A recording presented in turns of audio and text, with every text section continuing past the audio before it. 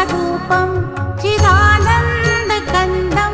जगत्सम्भवस्थानसंहारहेतुं स्वभक्तेच्छया मानुषं दर्शयन्तं नमामीश्वरं सद्गुरुं साईनाथं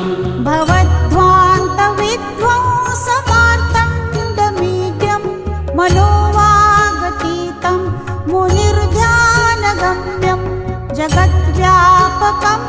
निर्मलं निर्गुणं त्वां नमामीश्वरं सद्गुरुं साईनाथं